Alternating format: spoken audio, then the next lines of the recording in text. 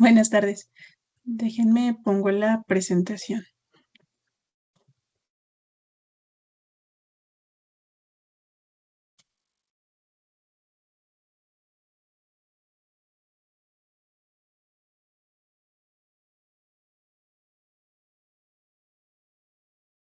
Ok, ahí ya se observa. Sí, doctora. Sí, ya se ve, doctora. Ok.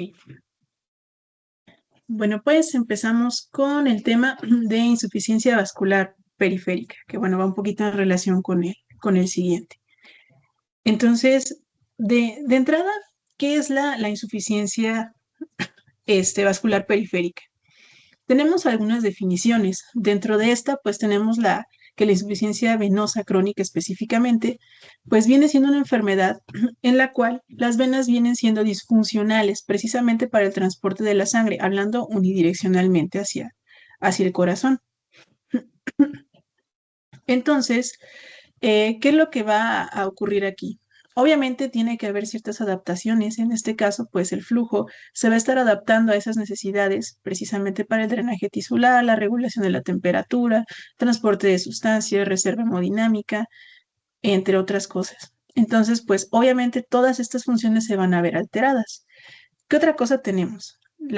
Como otra definición, como una condición patológica del sistema venoso que va a estar caracterizado por esta incapacidad funcional adecuada del retorno sanguíneo por las anormalidades que vamos a ver más adelante. Y también estos cambios producidos en las extremidades inferiores que vienen siendo resultado de esta hipertensión venosa prolongada. Entonces, tenemos evidentemente que es una enfermedad de evolución crónica, que obviamente va a ocasionar un deterioro progresivo y esto va a terminar repercutiendo en la calidad de vida de nuestros pacientes que la van a estar padeciendo. Y tomar en cuenta que también es una patología que va a causar una sintomatología que puede llegar a ser limitante e incluso incapacitante. Entonces, pues aparte de todo esto, de la cuestión de la salud, va a tener repercusiones económicas y evidentemente pues problemas a nivel de la cuestión económica, ingresos hospitalarios y demás, o sea, tanto para el paciente como para el sector salud en sí mismo. Entonces, tenemos aquí que la enfermedad venosa crónica, pues viene siendo todas estas manifestaciones propiamente de la enfermedad venosa. Sin embargo, la parte de la insuficiencia vascular ya nos está hablando de etapas avanzadas de esta enfermedad venosa crónica. Entonces ya es un poquito más avanzado, por así decirlo. Llegamos a la parte de la fisiopatogenia, que bien sabemos vamos a tener cuestiones extravasculares y cuestiones intravasculares. Entonces, dentro de la parte de extravasculares tenemos como factores de riesgo y cuestión de parte del mismo desarrollo, todo aquello que nos aumente la presión central. Estamos hablando de obesidad, de insuficiencia cardíaca, sobre todo congestiva, congestión pélvica, compresiones tumorales, disfunción de la bomba muscular, hablando a nivel local, ya pie, pantorrilla, además, edema por trastornos motores, que en este caso entra la parte del sedentarismo, que los pacientes no se puedan movilizar, y la parte del linfedema. Con respecto a la cuestión intravascular, vamos a tener la parte del reflujo valvular, el daño valvular primario, que puede estar dado por varias causas. Puede ser secundario a tumores vasculares, secundario a un síndrome postrombótico, ya como una consecuencia, malformaciones vasculares, o en determinado caso, pues por alguna obstrucción venosa. Entonces, es importante considerar estos dos factores para el desarrollo de este padecimiento. Ahora, vamos a tener, y ya lo habíamos mencionado, la afección o la disfunción de esta bomba muscular, problemas con las válvulas, una incompetencia, que es lo que nos va a estar ocasionando ese reflujo, y la cuestión de la trombosis venosa, la obstrucción venosa no trombótica. Esto obviamente nos va a llevar a cambios anatómicos, a cambios fisiológicos, a cambios histológicos, que finalmente pues van a terminar dando todas estas manifestaciones clínicas, como viene siendo, por ejemplo, la dilatación de las venas, cambios en la piel, la ulceración. Entonces, ¿qué tenemos que va a suceder? Tenemos esta afección a nivel de la microvasculatura, que pues bueno, en un determinado momento la hipertensión venosa va a generar un aumento de esta presión hidrostática, que finalmente va a vencer como tal a la presión oncótica. Y el resultado, pues evidentemente va a ser la salida de este líquido y la formación del edema propiamente. Ahora, si esta hipertensión venosa persiste, ¿qué es lo que va a ocurrir? Pues va a tener un aumento en la permeabilidad vascular y esto pues va a ocasionar todavía más la salida de líquidos y proteínas al espacio como tal intersticial. Entonces, una de estas principales proteínas que vienen saliendo, bien sabemos que es el fibrinógeno y este a su vez se va a convertir en fibrina. Entonces, esto impide como tal de entrada un intercambio de oxígeno. Ahí ya tenemos el primer problema. El otro viene siendo que este proceso, junto con la salida de los leucocitos y eritrocitos, pues va a desencadenar como tal inflamación crónica. Y esta inflamación crónica, más aparte de las alteraciones en esta nutrición de los mismos tejidos, por este problema circulatorio, va a terminar desencadenando el proceso famosísimo de la lipodermatoesclerosis, que bien sabemos que consiste en la fibrosis y obviamente la posterior destrucción y necrosis de las grasas del tejido celular subcutáneo. También vamos a tener esta parte de la hiperpigmentación que nos va a dar esta característica clínica de la insuficiencia venosa. Y esto se va a deber precisamente a los eritrocitos que van a estar yendo al espacio extracelular. Obviamente estos se van a empezar a romper, a degradar en la misma piel y esto mediado por las células polimorfonucleares, obviamente, pues van a liberar la parte de la hemosiderina. La hemosiderina, precisamente cuando se acumula en la piel, le va a dar esta característica ocre, como color dorado, más o menos, por así decirlo, que también caracteriza clínicamente a este tipo de padecimiento. Entonces, aquí tenemos algunos otros factores de riesgo, ya habíamos mencionado algunos, bien estando también precisamente la edad avanzada, la laxitud de los ligamentos, el tabaquismo es un factor súper importante, la cuestión hormonal, que bueno, va un poquito en relación con la parte del sexo femenino, y también que el paciente se encuentre mucho tiempo de pie, que haya habido algún traumatismo, mayor paridad también, antecedentes familiares, un índice de masa corporal aumentado, ya lo habíamos visto por el aumento de la presión central, la parte de la trombosis venosa y afecciones hereditarias que cuestiona antecedentes familiares. Entonces, ¿de qué manera vamos a abordar a los pacientes? ¿Cómo podemos identificar correctamente este padecimiento, hablando sobre todo a nivel de la hipertensión venosa, como la causante del desarrollo de este padecimiento? De entrada tiene que ser una historia clínica completa, evidentemente para poder captar los factores de riesgo que acabamos de ver precisamente en la diapositiva anterior, tomar en cuenta bien el historial de los síntomas y un examen físico muy específico. Entonces, ¿qué es lo que tenemos que tomar en cuenta dentro de los factores a preguntar o a interrogar intencionadamente? La parte de la insuficiencia venosa, igual en la familia, trombosis previas, que sean pacientes evidentemente diabéticos, enfermedades arteriales periféricas, porque bueno, estamos un poquito más enfocados a la parte venosa, pero sabemos que también se puede ver afectada la cuestión arterial, enfermedad renal crónica, trastornos autoinmunes, enfermedades del tejido conectivo y lo que habíamos mencionado, a qué se dedican, qué hábitos tienen, qué hacen en sus tiempos libres. Todo esto también es importante porque nos va a dar una idea con respecto a la parte del sedentarismo y la cantidad de ejercicio que realizan los pacientes.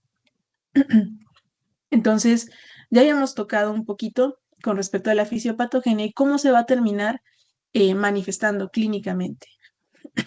Entonces, ya habíamos mencionado la cuestión al momento de la exploración, pero tomando en cuenta esta parte, vamos a tener que los pacientes van a estar cursando con dolor. Es un dolor que va a estar de manera constante, de manera permanente. Obviamente el dolor o esta sensación de presión o de opresión va a predominar si el paciente está mucho tiempo de pie o a lo mejor que no se haya movilizado a lo largo de todo el día. Eso le va a ocasionar mayor cantidad de dolor. La otra no solamente es la parte del dolor, sino también se siente esa pesantez, sienten fatiga, la presencia del edema, que ya habíamos mencionado, por qué se llega a presentar y pues obviamente cómo lo podríamos revisar precisamente con el signo del godete, entre otras cosas, como por ejemplo la medición del diámetro a nivel del maleolo de la pierna afectada en comparación a la otra extremidad. por lo general no tienen el mismo grado de afección, aunque tengan insuficiencia vascular en ambas piernas, por lo general no es el mismo grado de afección. Entonces, es importante realizar la medición de manera comparativa. Se consideraría que hay un edema significativo con respecto a la medición a nivel maleolar si esta es con una variación mayor a 1 centímetro entre una extremidad y la otra. La otra situación es que la piel se va a encontrar reseca. Obviamente también por la misma sequedad y el padecimiento va a dar mucha comezón. Se puede llegar a encontrar irritada la piel, pueden estar presentando calambres. También van a estar presentando las clásicas telangiectasias y estas venas reticulares, como se ve en la primera imagen. Es de la sintomatología más, bueno, los datos clínicos más frecuentes, en un 50 a un 66% aproximadamente. Una pigmentación, habíamos mencionado, color ocre, la dermatitis, este adelgazamiento a nivel de la grasa, que es lo que habíamos mencionado de la lipodermatoesclerosis, la cuestión de la ulceración, que ya vendría siendo propiamente una complicación de este padecimiento. También la formación de la corona flebectásica, que viene siendo esta reacción eritematosa a nivel del tobillo con esta varicosis maleolar. Y la presencia de las venas varicosas de un 10 a un 30%. Si ven, las venas varicosas son mucho más gruesas en comparación a las telangiectasias que se llegan a presentar también.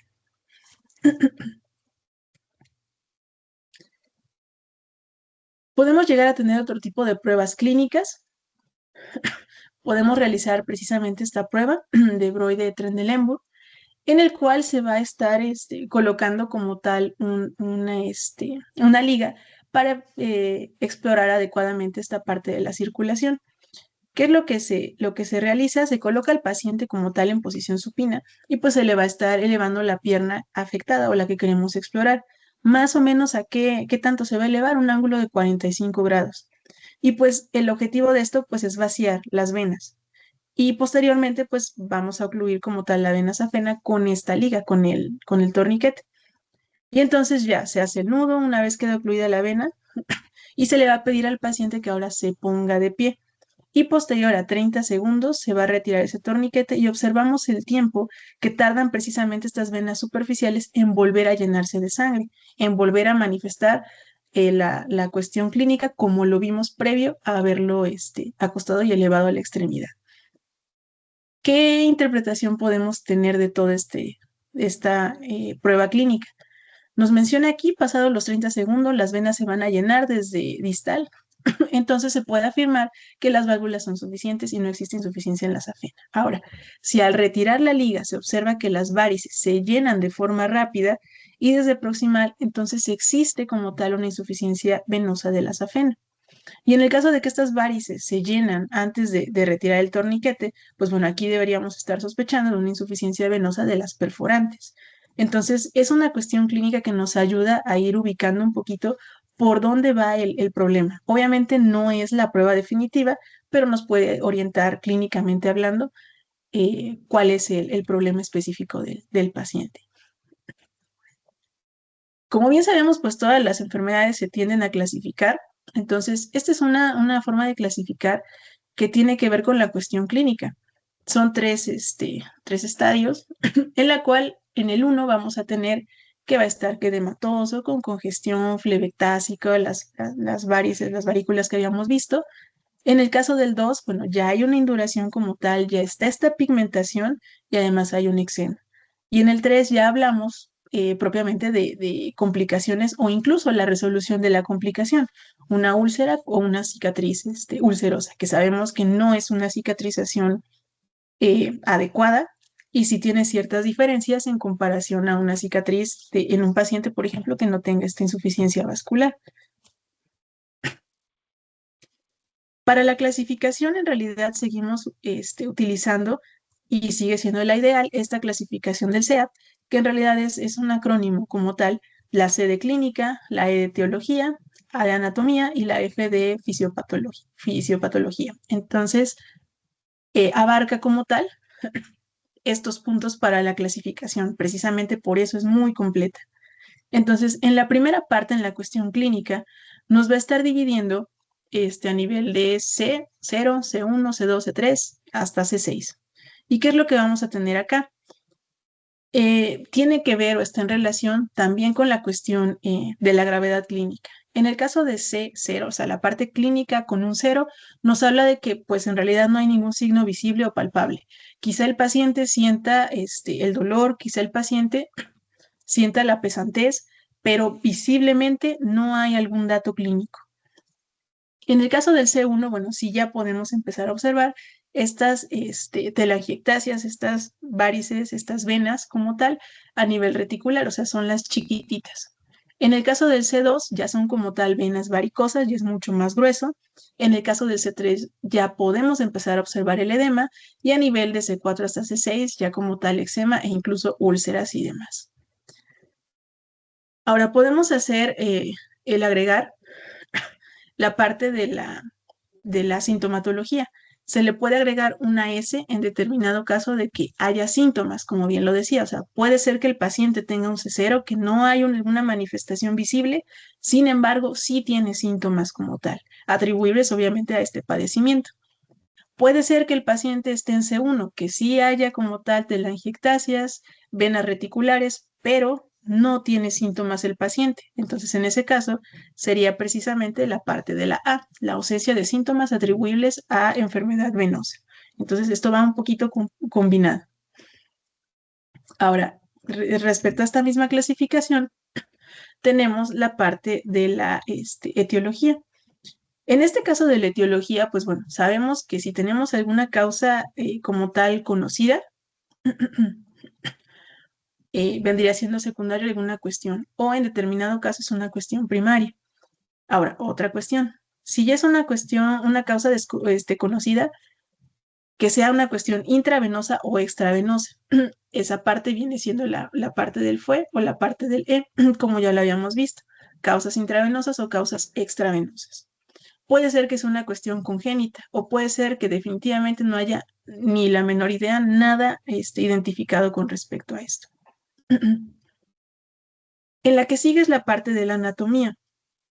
Para este punto, pues bueno, nos podemos apoyar quizá de la prueba que ya habíamos mencionado para saber si se trata de venas superficiales, profundas, perforantes o cuáles. Sin embargo, aquí podríamos apoyarnos ya quizá de otro tipo de estudios de imagen para asegurar bien si se trata de venas superficiales, profundas, perforantes o en alguna otra situación. En este caso está la opción de que no se identifique alguna localización anatómica venosa, al menos de momento. Y por último, la parte de la cuestión de la fisiopatología. Nuevamente, ¿qué es lo que está ocasionando? O sea, esta cuestión viene por un reflujo, viene por alguna obstrucción o incluso ambas, alguna obstrucción y un reflujo. O nuevamente, no se identifica una causa de fisiopatología venosa, al menos, insisto, no de momento. Entonces, insisto, esta es la clasificación más utilizada, la del CEAP, sigue estando vigente hasta el día de hoy. Sin embargo, no va a ser la única cuestión que vamos a estar clasificando. Esto nos habla del estado clínico, el sitio lesionado, la posible causa, tanto por cuestión etiológica y como por cuestión fisiopatológica. Pero también vamos a tener una puntuación de gravedad clínica venosa, en la cual, si aquí les pongo el cuadro, toma en cuenta algunos síntomas, algunos signos y la gravedad de cada uno. Va desde que esté ausente completamente hasta que se encuentre grave, muy, muy marcado. De acuerdo a eso, le vamos a dar de 0 hasta 3 puntos. Entonces, ¿qué se va a tomar en cuenta en esta puntuación de gravedad venosa clínica? Toma en cuenta el dolor que llega a referir el paciente y sobre todo qué tanto está presente o qué tan presente está. ¿Es ocasional? ¿Es diario? Pero puede realizar sus actividades o en determinado caso está todo el tiempo y lo llega a limitar. Hay varices y qué tan severas están, el edema hasta qué parte se va a estar extendiendo de esa extremidad, la pigmentación, igual qué tan extensa está, la parte de la inflamación, incluso datos propiamente de celulitis, si hay induración, si hay úlceras y si las hay, bueno, cuántas úlceras hay de manera activa, la duración de la úlcera, o sea, cuánto tiempo tiene con esa úlcera, qué tamaño tiene esa úlcera y además de todo, el uso propiamente de la terapia de compresión.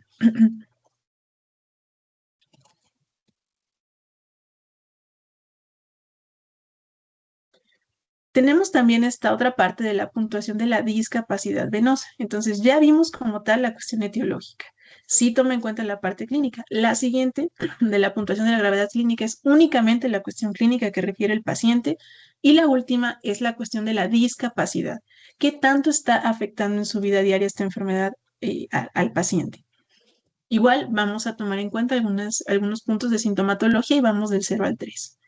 En el caso del 0 es ninguna. En el caso del 1, bueno, sí es sintomático, pero es capaz de realizar sus actividades habituales sin la terapia de compresión. La terapia de compresión, en realidad estamos haciendo referencia a lo que son las medias propiamente. En el caso del 2, viene siendo sintomático, capaz de realizar sus actividades habituales, pero solamente se utiliza esa terapia de compresión y eleva la extremidad ocasionalmente, porque si no, obviamente ya no puede realizar esas actividades. Es como la condición. Y en el caso del 3 es sintomático, pero aquí ya es incapaz de realizar sus actividades habituales a pesar incluso de la terapia de compresión o la elevación de la extremidad. O sea, definitivamente no hay un alivio, no hay una solución con la terapia de compresión y le está limitando propiamente en su vida. Entonces, ya vimos lo que tenemos que preguntar, ya vimos lo que tenemos que revisar, pero ¿qué estudios son los que vamos a mandar para terminar de integrar toda esta parte, a lo mejor una adecuada clasificación y poder determinar también una cuestión de tratamiento para completar como tal la atención del paciente?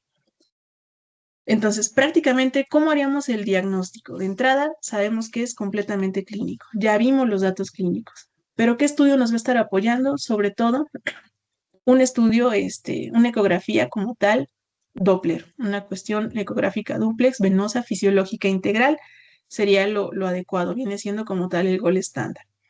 Porque además, o sea, está viendo evidentemente la parte de los vasos, ve la permeabilidad y además de todo evalúa propiamente el reflujo. Y se va a explorar o se va a estar verificando, pues obviamente los vasos de la extremidad, venas afena, perforantes y venas profundas propiamente. Y aparte de todo, de que se evalúa como tal la permeabilidad, también se va a estar evaluando el tiempo de reflujo, que aquí viene en el mismo cuadrito, el tiempo de reflujo que va en cada vaso.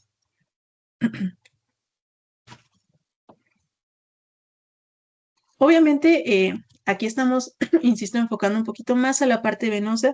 Sin embargo, este estudio también debe evaluar y también incluye como tal el examen del pulso arterial, precisamente para descartar que se acompañe, o bueno, corroborar, dependiendo sea el caso, que se acompañe de una insuficiencia arterial, sobre todo de forma significativa. ¿Qué otros estudios hemos llegado a ver a lo largo de este padecimiento, de esta patología? Está la famosa flebografía o venografía. En realidad, este estudio sirve para obtener propiamente la morfología de las venas. Utiliza obviamente material de contraste para obtener estos trayectos venosos. Sin embargo, pues esta prueba ya no es tan utilizada, al menos no como antes. Y realmente pues ha sido desplazada por la ecografía Doppler, la que acabamos de ver previamente. Sin embargo, en ciertas ocasiones sigue siendo utilizada o recomendada, pero bueno, ya no es para todos los pacientes. ¿En qué pacientes sí se llega a solicitar este tipo de estudio? En sí está indicado para pacientes que tengan alguna malformación o alguna anomalía a nivel anatómica. También se llega a solicitar en pacientes en los que se planea como tal un abordaje, una cirugía del sistema venoso, pero profundo. Y también en varices recidivantes, o sea, ya tuvo la cirugía incluso y sigue con el problema, es cuando se llegan a indicar este tipo de estudio. Pero en realidad, ya de forma cotidiana, realmente no. El que se viene utilizando es precisamente la ecografía Doppler.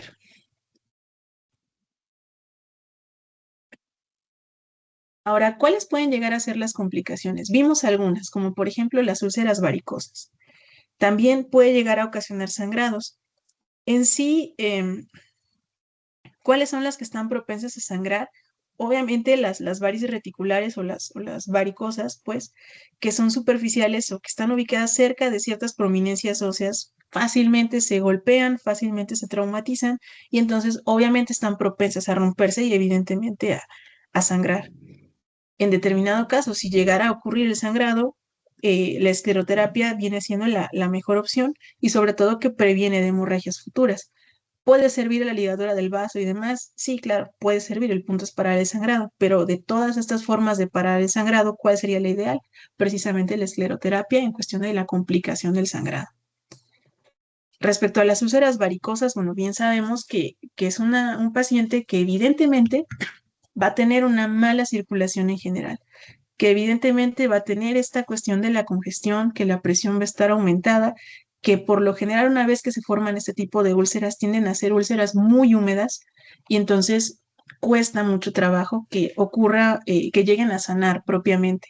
Entonces son úlceras que van a estar presentes durante mucho tiempo, que van a ser cuestiones crónicas, que fácilmente quedan expuestos estos mismos pacientes a las infecciones y pues va a ser bastante tórpida la parte del cierre de las úlceras y el manejo propiamente de estas mismas infecciones.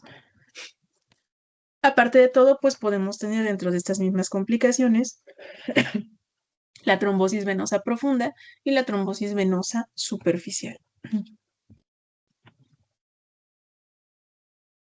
Ahora, ¿qué tratamiento se va a dar? Evidentemente para tratar de mejorar la sintomatología del paciente, para tratar de mejorar su calidad de vida, para tratar de evitar estas complicaciones. Vamos a dividirlo en dos puntos. Para pacientes que se encuentran asintomáticos, puede ser que tengan de forma visible para dar un diagnóstico de insuficiencia vascular periférica, pero quizá están asintomáticos. En este caso va un poquito más enfocado hacia la parte quizá estética, porque a fin de cuentas no hay dolor, no hay edema quizá, no hay nada, simplemente a lo mejor se ven las cuestiones reticulares. Entonces ahí podría ir un poquito más enfocado a la parte estética, que pudiera llegar a funcionar también la parte de la escleroterapia o algo muy utilizado para pacientes asintomáticos, terapia con láser. Sin embargo, tenemos a la parte de los pacientes con síntomas, pacientes que sí tienen molestias, que incluso pueden llegar a tener complicaciones o demás. Para este punto es importante irnos desde la cuestión preventiva o desde la cuestión de los hábitos del paciente. De entrada, los cuidados de la piel. Ya habíamos mencionado que suponiendo que el paciente no tenga úlceras ni nada, ¿qué es lo común encontrar en la piel de estos pacientes? Que estén reseca la piel. Entonces, parte del cuidado de la piel es una adecuada hidratación. Es súper importante porque va a evitar que haya pequeñas fisuras o demás en la misma piel por la resequedad. Esa es una. Y la otra, la resequedad también tiende a dar comezón. Entonces, ¿qué pasa? Si tiene comezón, el paciente se rasca y fácilmente se va a romper esa piel. Entonces, la hidratación es algo súper importante en estos pacientes. La otra, la elevación de las piernas. El estar elevando las extremidades alivia también los síntomas y favorece al retorno. Entonces, va a apoyar mucho para esta enfermedad. La cuestión del ejercicio también es súper importante, sobre todo para hacer el drenaje a nivel muscular, obviamente hablando, para el retorno de toda esta cuestión congestiva. La terapia de compresión, ya lo habíamos mencionado, lo de las medias. El tratamiento médico, si es que no alivia con esta cuestión de los hábitos. Y si tampoco ayuda el tratamiento médico, pues terminaríamos en la parte de la cirugía. Entonces, pues al menos de momento, la parte de la elevación de las piernas obviamente reduce el edema y apoya mucho para los pacientes que no llegan a caminar. Entonces, con la elevación de las piernas, después de un ratito, ayuda bastante a recuperar un poquito la movilidad. En realidad, ¿por qué no se menciona el uso de diuréticos o alguna otra cuestión? Pues en realidad no tienen una función específica para el tratamiento del edema, hablando específicamente de la insuficiencia venosa. Y en sí, de todos estos que tenemos acá en la cuestión sintomática, ¿cuál viene siendo el pilar como tal que va a mejorar la parte hemodinámica, bueno, localmente hablando? En realidad es la terapia de compresión, porque esta va a estar disminuyendo la hipertensión venosa, además va a mejorar la parte de la cicatrización de las heridas y aparte de todo disminuye su recurrencia, entonces es súper importante. Y lo de siempre, ok, ejercicios, pero ¿qué ejercicios voy a hacer? Si ustedes buscan en internet hay muchos ejercicios, incluso en las guías de práctica vienen algunos ejercicios. Ese es uno de los más básicos, en la cual pues se recomienda que se realicen este tipo de ejercicios diario y qué es lo que se tiene que hacer. Por ejemplo, si trabajan de pie todo el día, pensemos a lo mejor en personas que trabajan en el súper de cajeros o demás. ¿Qué es lo que se puede hacer? Así como están de pie, ponerse de puntas en varias repeticiones, ponerse en talones en varias repeticiones y cambiar la posición de punta sobre o sea, de punta a talón, pues. Y así estar haciéndolo constantemente. Eso va a ayudar muchísimo para la función de la bomba muscular. Ahora, ya una vez el paciente que tenga la posibilidad de llegar a recostarse, se recuesta como tal y hace el movimiento de pedaleo, al menos unas 15, 20 veces. Puede mover los dedos hacia adelante, bueno, hacia dorso y hacia planta del pie, alternando movimientos de tijeras con las piernas extendidas, una sobre otra y se va alternando.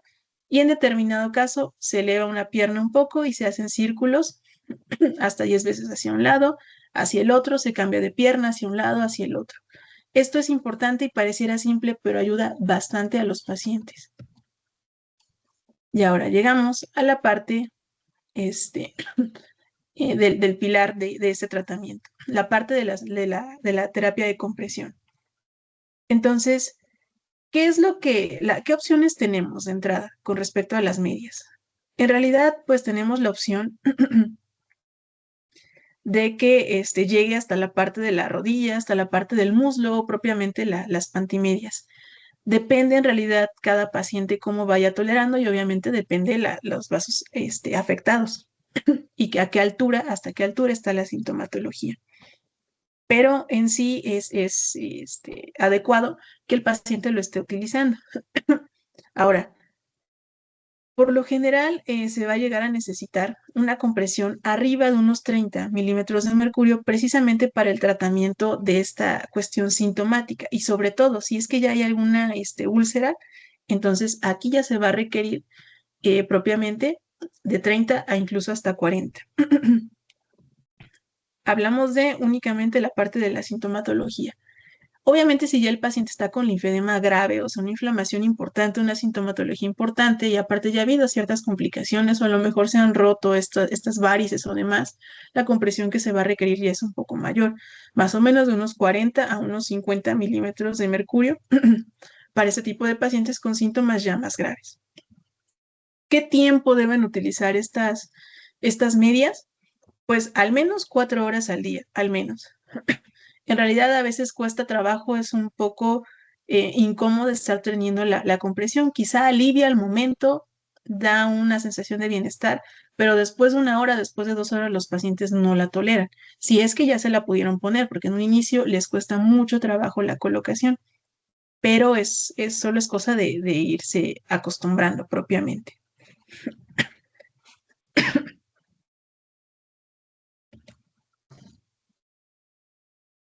Ahora, con respecto al tratamiento médico, no se va a utilizar de primera instancia. De primera instancia es abordar la parte de los hábitos, de ejercicio, la posición, la parte de la compresión, pero si aún así hay demasiada sintomatología, o suponiendo es una cuestión donde hay un linfedema grave y es la primera vez que viene a consulta, pues obviamente sí va a ser un tratamiento más amplio, incluyendo el tratamiento médico. Ahora, ¿qué medicamentos pueden apoyarnos para este tipo de pacientes? En realidad, vamos a tener la parte de los antiinflamatorios y la parte de los antitrombóticos. ¿Nos puede llegar a ayudar la cuestión de la aspirina? Pudiera ser que sí, alrededor de unos 100 miligramos cada 24 horas, pero en sí no es como el tratamiento propiamente. Puede llegar a mejorar, y se ha visto en varios estudios que mejora como tal la curación, sobre todo si ya hay úlceras, llega a mejorar. Esto, pues, sobre todo por la parte de las consecuencias inflamatorias de esta misma hipertensión venosa y esta formación de úlceras, pues bueno, fármacos antiinflamatorios sí tienen un potencial importante para mejorar la curación de las úlceras. Sin embargo, pues no lo es todo. Y también sabemos que pues esta parte de la estimulación de prostaglandinas pues va a estar actuando induciendo esta venoconstricción. Entonces también va a tener ciertas acciones. Ahora, la parte de la fracción de los flavonoides como por ejemplo la diosmina esperidina, que es súper famosa en este tipo de padecimiento, pues sí nos va a estar mejorando ciertas cosas, como que, por ejemplo, el edema, también va a haber mejoría a nivel de la piel, de los síntomas, y supongamos que ya tiene una úlcera el paciente, también va a favorecer y acelerar incluso la curación de estas úlceras. En el caso de la pentoxifilina, que en realidad su mecanismo de acción para este tipo de padecimiento va a inhibir propiamente la activación de los neutrófilos, que obviamente pues va a estar mediado por esta cuestión de las citocinas, del estrés oxidativo y demás. Entonces se ha demostrado de una manera importante, o sea, de una manera significativa, que tiene efectos antiinflamatorios que combinados con la presión, pues obviamente van a dar una mejoría clínica súper importante. Pero pues obviamente, insisto, no va para todos los pacientes y no va de primera instancia. Ahora, ¿qué otras opciones tenemos que han tenido buenos resultados? La parte de castaña de Indias. En realidad, esta está indicada y como tal, sobre todo para los pacientes que tienen mucha sintomatología. La parte de la pesantez, la hinchazón, el dolor, la sensación de hormigueo, calambres y demás, sí ha demostrado que aporta una mejoría importante para este tipo de pacientes, pero exclusivamente a nivel de la sintomatología. Y sobre todo que también puede llegar a funcionar como un venotónico, independientemente de que tiene sus propiedades antiinflamatorias. Entonces sí ha tenido muy buenos resultados este tipo de medicamentos, el de castaña de Indias. Ahora, suponiendo que no funcionó propiamente la cuestión de hábitos, no funcionó el ejercicio, no funcionó el tratamiento médico, y el paciente sigue con la sintomatología o tuvo una pobre respuesta al tratamiento, los síntomas continúan. Como tal, hay una dilatación visible importante de estas venas varicosas, las úlceras persisten o incluso se está extendiendo la enfermedad, pues obviamente aquí tenemos la opción ya propiamente de una cuestión quirúrgica. También puede llegar a influir las expectativas del paciente. Obviamente, si el paciente busca algo más o ese tipo de decisiones, también puede llegar a ser una opción. Y pues obviamente de mayor probabilidad de un beneficio duradero. Entonces, ¿qué se llega a utilizar en este punto? La parte de la ablación selectiva de estas venas varicosas. Obviamente todo es con anestesia local y es un tipo de cirugía ambulatoria. Por lo general, obviamente si hay alguna complicación, pues el paciente se tiene que quedar. Pero por lo regular es una cuestión ambulatoria y con anestesia local. Entonces, ¿qué opciones tenemos para esta ablación venosa propiamente? Puede llegar a ser una cuestión térmica o no térmica. Realmente es mínimamente invasiva y puede llegar a utilizarse esta embolización con el cianocrilato, una microespuma endovenosa. Entonces es bastante efectiva. Ahora tenemos otras opciones, por ejemplo, la ligadura de la safena, en la cual pues se elimina este pedazo como tal y tenemos esta ligadura que existe riesgo bueno, el riesgo de recanalización, mejor dicho, es bajo porque precisamente se van a estar eliminando estas venas afectadas. Y pues obviamente es la parte de la ligadura sin extirpación, es la de las opciones. ¿En qué casos tendríamos contraindicación para este tipo de procedimientos? Porque obviamente también tiene sus contraindicaciones. Estaríamos hablando de que hay una trombosis venosa, propiamente sea profunda o sea superficial, pero si está trombosado el paciente, este tipo de tratamiento no es el adecuado. Si la paciente está embarazada, tampoco es lo ideal o que haya como tal una insuficiencia venosa profunda, hay que tener mucho cuidado porque pues obviamente hay muchísimos riesgos. Una enfermedad arterial periférica, aunque sea moderada grave, obviamente tampoco es el tratamiento ideal para este tipo de pacientes. Y pues como tal, para estas venas residuales o las varicosidades tenemos la opción de la flebectomía ambulatoria, que era la que les mencionaba, y pues tal cual se eliminan las venas varicosas más grandes, incluso una que otra de las venas reticulares, y pues este tratamiento se puede realizar junto con el reflujo venoso axial o incluso después de esta opción. Pero bueno, aquí ya estaríamos hablando, insisto, para los pacientes a los que no les funcionó, el tratamiento de las cuestiones de hábitos de ejercicio, compresión y demás, que pasaron por el tratamiento médico y a pesar de todo no hubo mejoría, fue pobre la mejoría. Para ese tipo de pacientes es este tipo de tratamiento. Pero previo a llegar a este punto, lo ideal es dar un poquito de oportunidad a que el paciente pueda llegar a encontrar un control o una mejoría sin llegar a ser tan invasivos ni tan agresivos en el tratamiento. ¿Ok? ¿Dudas, preguntas que haya?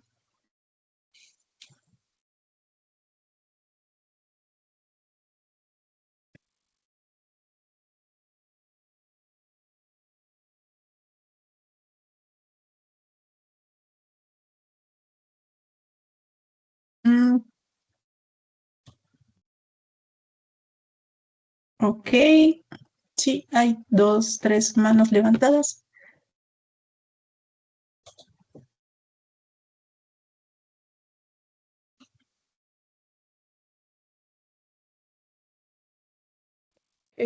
No sé si gusta participar primero Lenin, que fue el primero que levantó la mano.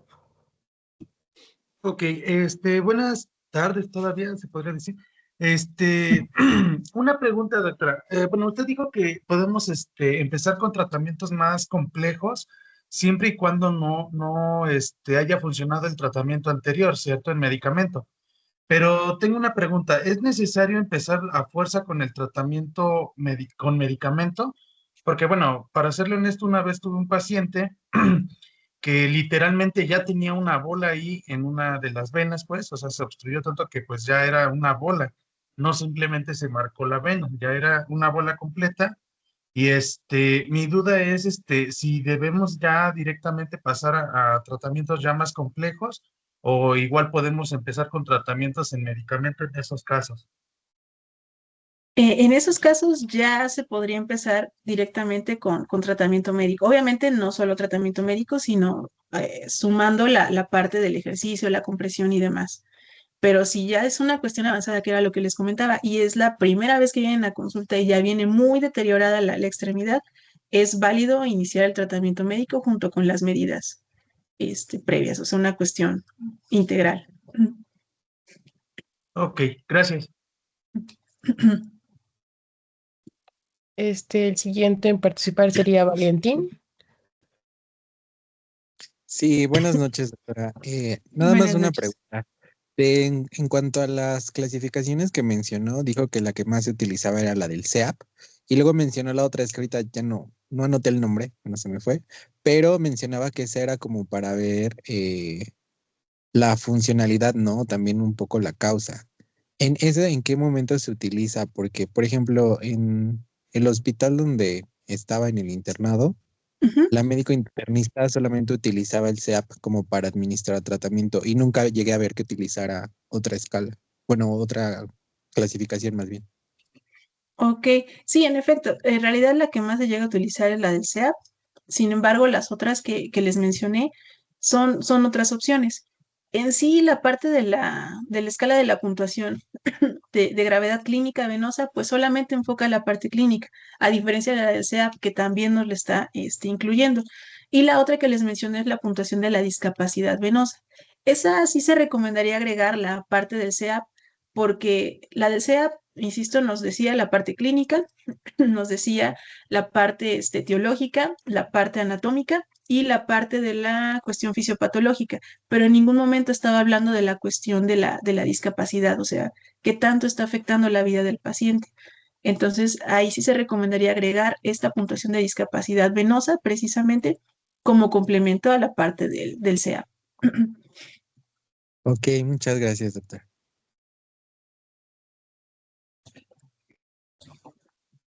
Disculpe, doctora, ¿podría agregar algo con respecto a lo del CEAP? Sí, claro. Bueno, de hecho, esa clasificación del CEAP se usa más que nada este, universalmente.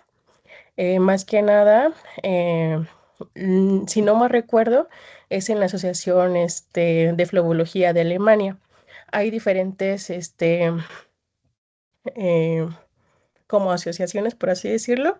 Está la española, la argentina, la mexicana, entre otras, pero la que es más reconocida, pues como mundialmente y más aceptada, es esa, la del SEAP. Y bueno, creo que sigue Omar, no sé si gusta participar. Sí, buenas noches a todos. Yo, bueno, no sé si a lo mejor me lo perdí, pero la escleroterapia desde su punto de vista es funcional y lo pregunto porque nos tocó no hace mucho una pacientita que tenía antecedente de que le hicieron la escleroterapia, luego desarrolló eh, una especie como de, bueno, nosotros creemos que es una complicación y estuvo una tromboembosis, una trombosis. Entonces, ella aseguraba o le habían dicho que fue a consecuencia de esa escleroterapia. Entonces, en su opinión, ¿eso cree que sea posible y si aún es recomendable?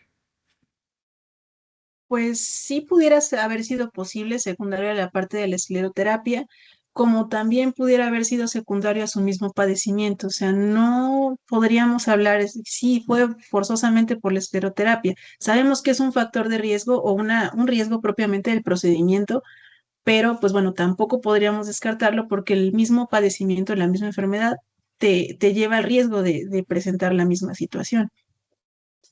Obviamente para estos puntos sigue siendo funcional, sí. Em, Hay otras opciones también. Tiene sus riesgos como todo procedimiento, tiene sus riesgos. Ahora, existen otras opciones, insisto, sí, y sobre todo que va más enfocado sobre todo para pacientes que ya tienen otro tipo de síntomas, e insisto, no hubo mejoría propiamente con la parte de tratamiento médico, o sea, medicamentos, pues. Entonces, pues de por sí es una cuestión de que hablamos de pacientes mucho más deteriorados con la parte, con respecto a la parte vascular. Entonces, de por sí es un riesgo. Pero sí, pudo haber sido por la escleroterapia, pero no se podría asegurar 100% que fue por el procedimiento. Pero pudo haber estado relacionado, claro.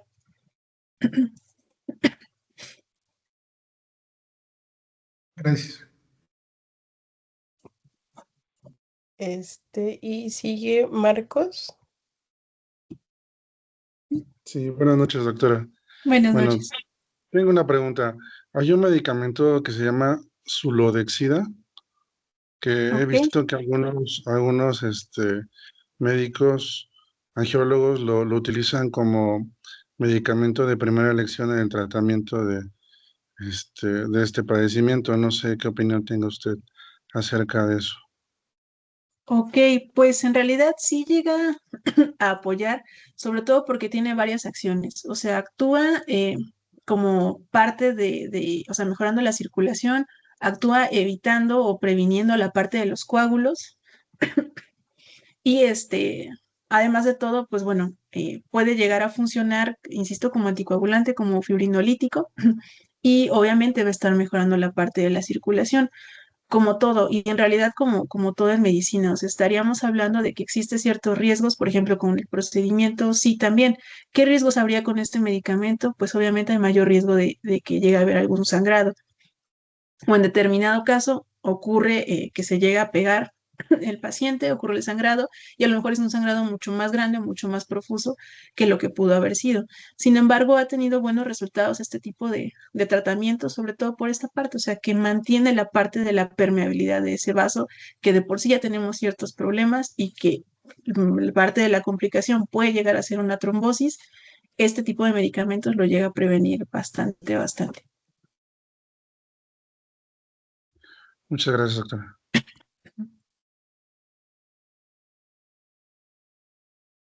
Disculpe, doctora, yo tengo una pregunta.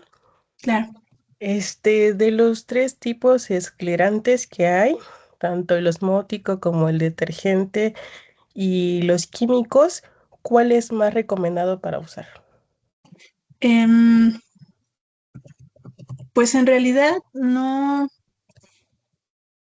no hay como una diferencia significativa entre cada uno. Yo creo que depende un poquito más el paciente, el tipo de paciente que tengamos, quizá las comorbilidades y demás, y el que más se llegue a adaptar. Pero así que haya una diferencia significativa entre alguno de los tres, en realidad no hay tanta diferencia. Ok, muchas gracias. Yo creo que, bueno, no sé si tienen alguna otra pregunta, doctores. No. Bueno, pues yo creo que seguimos con el siguiente tema, doctora. ¿Ok? Gracias.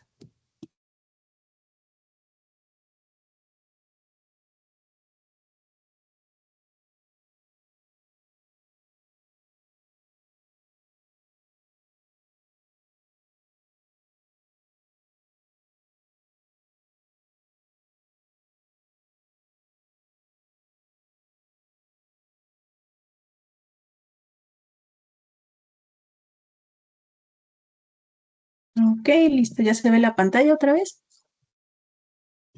Sí, doctora. Ok, bueno, entonces estábamos hablando prácticamente de la insuficiencia vascular periférica. Sabemos que parte de las complicaciones de esa misma insuficiencia vascular periférica está precisamente la trombosis venosa profunda. Y la trombosis venosa profunda va íntimamente relacionado con la tromboembolia pulmonar. Entonces, para este punto, ¿qué viene siendo como tal la tromboembolia pulmonar? Una de las tantas definiciones que podemos llegar a encontrar, pues viene siendo que es la obstrucción de la arteria pulmonar o de alguna de sus ramas por algún material que se originó en alguna otra parte del cuerpo. Entiéndase algún trombo, entiéndase alguna tumoración, puede ser por aire, puede ser por grasa, incluso puede llegar a ser por líquido amniótico. Entonces, considerar que puede llegar a ser de distintos materiales. Dentro de la una forma de clasificarlo, porque es importante, puede ser por la temporalidad. Puede llegar a ser una cuestión en agudo, es decir, hablamos de que se presentan signos y síntomas inmediatamente después de que ocurre la obstrucción de estos vasos pulmonares. Puede ser una cuestión subaguda en la cual hay el desarrollo de síntomas dentro de días o semanas posteriores al evento que se consideraría el evento trombótico. O puede llegar a ser una cuestión crónica que obviamente los pacientes van a desarrollar de forma lentamente o no tan lento, pero síntomas de hipertensión pulmonar obviamente a lo largo de muchos años. Entonces ya estaríamos hablando de una cuestión crónica. Otra forma de clasificarla y que en realidad viene siendo de las formas más importantes tiene que ver con la estabilidad hemodinámica. Es decir, nos va a hablar de si hay o si no hay estabilidad hemodinámica en este padecimiento. Obviamente, de acuerdo a esto, se puede hacer una clasificación de una tromboembolia pulmonar submasiva o un riesgo intermedio o de bajo riesgo incluso, o algo que ya nos va a dar una inestabilidad hemodinámica que se viene conociendo como una tromboembolia pulmonar masiva o de alto riesgo, dependiendo la nomenclatura que estemos utilizando. Ahora, por la ubicación anatómica, depende en qué sitio se encuentra específicamente la obstrucción y de acuerdo a esto va a ser la clasificación, si es lobar, segmentaria, subsegmentaria o qué ubicación tiene. Y por la cuestión clínica puede ser sintomática o asintomática, porque realmente la variación clínica, un poquito en relación obviamente si hay o si no hay estabilidad hemodinámica y el sitio que esté obstruido, pues nos va a dar la parte de la sintomatología, que es súper variable y muy extrema en realidad.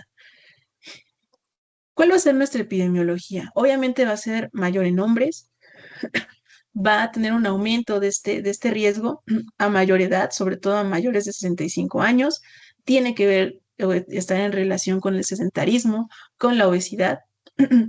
Y pues obviamente va a tener una mortalidad general variable precisamente por esta variación de la severidad y de los síntomas que comentaba previamente. Ahora, ¿en qué pacientes deberíamos sospechar que tenemos este padecimiento? O sea, ¿qué factores de riesgo habría que considerar?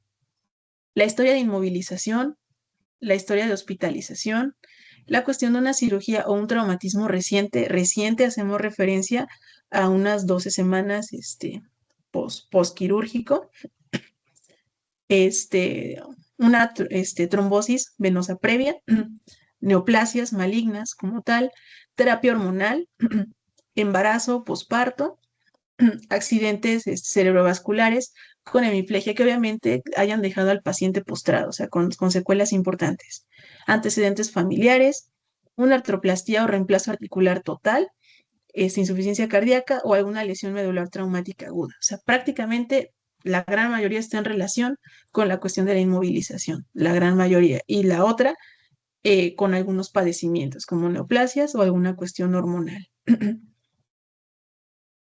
Entonces, obviamente todo esto va en relación precisamente con nuestra famosa triada de Virchow, en la cual pues puede haber alguna lesión endotelial, puede haber alguna estasis circulatoria que mencionamos precisamente los pacientes que están inmovilizados o también la cuestión de la hipercoagulabilidad.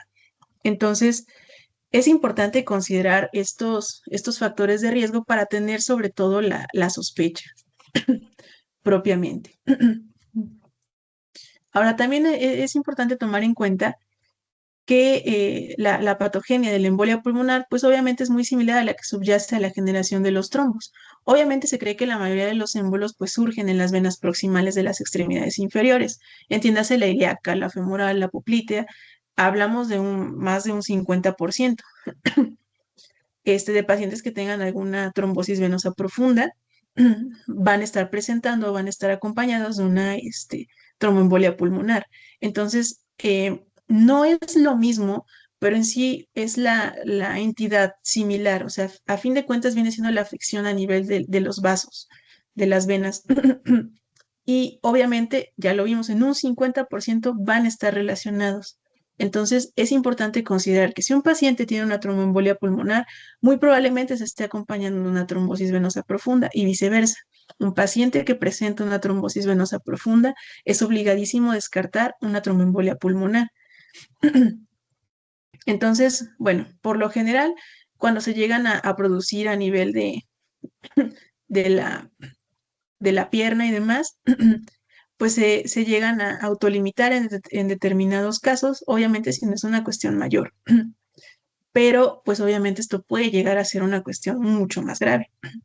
Entonces, ¿qué va a ocurrir? El trombo como tal obstruye, va a estar generando este aumento de la resistencia vascular y pues obviamente nos va a aumentar el aumento de la presión del vaso afectado. Obviamente como resultado, ¿qué nos puede llegar a ocurrir? Si se aumenta la presión propiamente, va a empezar a haber una sobrecarga a nivel de ventrículo derecho. El ventrículo derecho bien sabemos que no está hecho propiamente para manejar presión. El ventrículo derecho está hecho para manejar volumen. Y entonces, ¿qué va a ocurrir? Pues se va a dilatar rápidamente y entonces va a empezar a fallar, a disfuncionar. Y obviamente esta dilatación nos va a llevar finalmente a que se muevan propiamente las presiones hacia el lado izquierdo y se disminuya como tal el llenado de estas cavidades izquierdas. ¿Por qué? Porque el ventrículo derecho ya está dilatado, ya está empezando a disminuir el espacio que hay dentro del ventrículo izquierdo y entonces de por sí ya teníamos una disminución y todavía se llena en menor cantidad el lado izquierdo. Y entonces, ¿qué es lo que va a ocurrir? Pues obviamente nos va a tener una afección a nivel del colapso circulatorio. Como tal, esta situación relacionada en el momento en el que el ventrículo derecho se dilata y empieza a ocupar espacio del izquierdo e impide un llenado adecuado del izquierdo dentro de lo posible, a eso se le conoce como una interdependencia ventricular. Y esta es la parte que nos va a llevar, como les decía, al compromiso del colapso circulatorio, a la alteración obviamente de la oxigenación sanguínea y propiamente nos va a llevar al estado de choque, que este es lo que va a llevar a condicionar la alta mortalidad en estos padecimientos cuando se da con esta severidad. Entonces es importante considerar esto. Entonces, lo que les decía, va desde una cuestión asintomática, el paciente está enteramente normal y a veces es meramente una cuestión de hallazgo que se hace este diagnóstico. Sin embargo, el paciente puede estar perfectamente asintomático. Hasta la parte más grave, como ya lo había mencionado, en determinado caso que sí haya un compromiso de una disfunción cardíaca y que además de todo me lleve a un estado de choque o incluso a una muerte súbita. Ahora, en medio de estos extremos de asintomático y muerte como tal, vamos a tener que puede haber disnea al menos en un 50%, que viene siendo de los síntomas más frecuentes, dolor torácico en un 39%, tos en un 23%, síntomas de trombosis venosa profunda, hablando como tal de la extremidad, pues, sibilancias un 11%, hemoptisis un 8%, ortopnea un 18% y taquicardia como tal. Realmente la hemoptisis en este padecimiento es poco común, sin embargo, si se llega a presentar y sobre todo de forma súbita, teniendo en cuenta factores de riesgo, es súper característica de esta enfermedad, sin embargo, no es lo común. Y la otra, que puede haber arritmias, puede haber síncope, y pueden ser los síntomas que se lleguen a presentar. Hay que tomar en cuenta que dentro de los síntomas de trombosis venosa profunda, solo por recordar que puede haber un edema unilateral, un 97%, dolor unilateral, hipertermia local unilateral, eritema unilateral, y obviamente datos de insuficiencia vascular periférica como venas superficiales dilatadas o las que llegamos a observar. Y en determinado caso, pues al momento de la revisión, el signo de Homans, el signo de Olo que se llegue a estar manifestando. Todo esto sumado, insisto, con los factores de riesgo. La historia clásica de que recientemente lo operaron, de que recientemente se fracturó, de que recientemente utilizó un aparato de yeso o demás. Entonces, recordar que muchos pacientes tienden a ser asintomáticos o tienen síntomas pues realmente inespecíficos. Entonces, es importante mantener un nivel de sospecha de acuerdo a los factores de riesgo para poder dar con el diagnóstico. Es en realidad a veces un poquito más la sospecha. Ahora, de acuerdo a esto, ¿qué tenemos o qué escalas podemos llegar a utilizar para determinar o para tener la sospecha? Y bueno, tenemos la sospecha y ahora, ¿qué hacemos? O sea, ¿cómo nos enfocamos o cómo determinamos si es, si no es? O sea, ¿qué nos puede ir orientando? Tenemos algunas escalas. Están, por ejemplo, los criterios de PERC, está la escala de Wells, están los criterios de Ginebra. En realidad, ¿cuáles son los más utilizados? En realidad, el más utilizado viene siendo la escala de Wells, ya sea por la cuestión de escala de Wells, la clásica o la modificada, en la cual pues en realidad son los mismos rubros, solamente cambia la forma de interpretarla. Y cuáles son los que han tenido mayor efectividad de acuerdo a estas tres, haciendo una comparación. En realidad, los de Ginebra. Y bueno, ¿a qué viene todo esto de los criterios de PERC? Si la más utilizada es la de Wells y la que ha tenido mejores resultados son los de Ginebra, ¿por qué estamos poniendo los de PERC? Porque ese es el que más se llega a utilizar en los servicios de urgencias. Entonces, tiene su funcionalidad también. Con respecto a la más utilizada, que es la escala de Wells, en la cual tenemos algunos rubros. Si ha habido una trombosis venosa profunda o una tromboembolia pulmonar previa, si tenemos una frecuencia cardíaca mayor o igual a 100 latidos por minuto, si hay historia de cirugía o de inmovilización en las últimas 4 semanas, si hay hemoptisis, algún diagnóstico de cáncer activo, signos clínicos de una trombosis venosa profunda o un diagnóstico alternativo menos probable de tromboembolia. Dentro de todo esto, los mencionamos en la exploración, o bueno, los datos clínicos que puede llegar a tener el paciente. Algo que sí es importante enfatizar es que ¿cuál vendría siendo de todos estos síntomas el más comúnmente presentado y que casi nadie le pone atención? En realidad es la taquicardia. Pensemos en un paciente que a lo mejor trae una fractura a nivel de fémur, por ejemplo, está con el yeso esperando su cirugía quizá, y de repente está con taquicardia. Le preguntamos si tiene dolor, no hay dolor, no está agitado, está tranquilo, está con signo de la playa positivo, pero vemos un monitor y está con 120 de frecuencia cardíaca. Ahí hay que sospecharlo.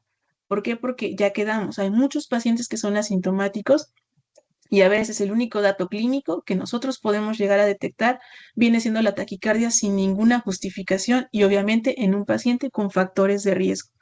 Entonces, por eso aquí incluyen precisamente la frecuencia cardíaca mayor o igual a 100 latidos por minuto. Ahora, ¿cómo lo vamos a interpretar? Una tromboembolia pulmonar improbable de 0 a 1 punto y una tromboembolia pulmonar probable, mayor o igual a 2 puntos. Esa es como tal la modificada. En el caso de la clásica, bueno, nos menciona riesgo bajo 1 punto, riesgo moderado de 2 a 6 y riesgo alto de 6. En realidad, ¿por qué se puso la modificada? Porque a fin de cuentas, el objetivo de esta escala es si tiene o si no tiene tromboembolia pulmonar, al menos clínicamente hablando. Entonces, ¿qué es lo que a mí me interesaría saber? Si es probable o si es improbable que la llegue a tener.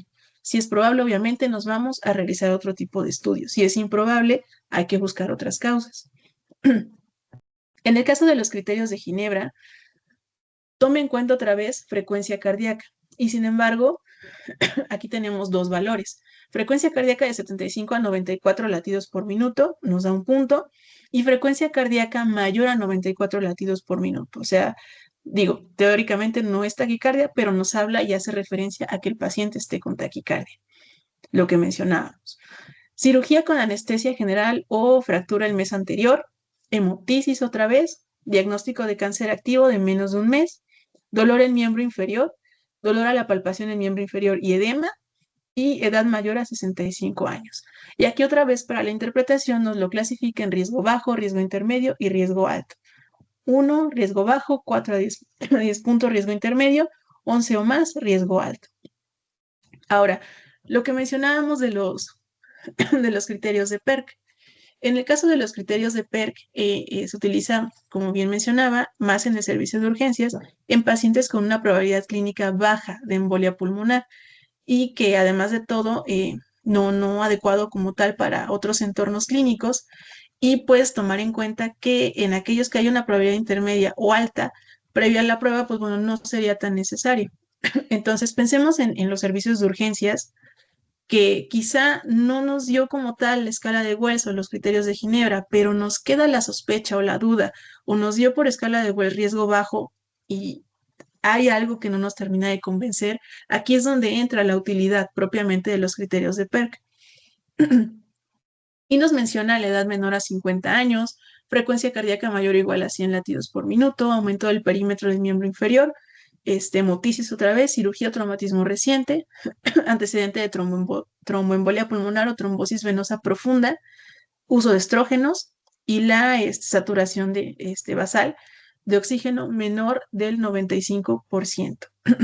Y otra vez, tome en cuenta, ¿es probable o es improbable que tenga tromboembolia pulmonar?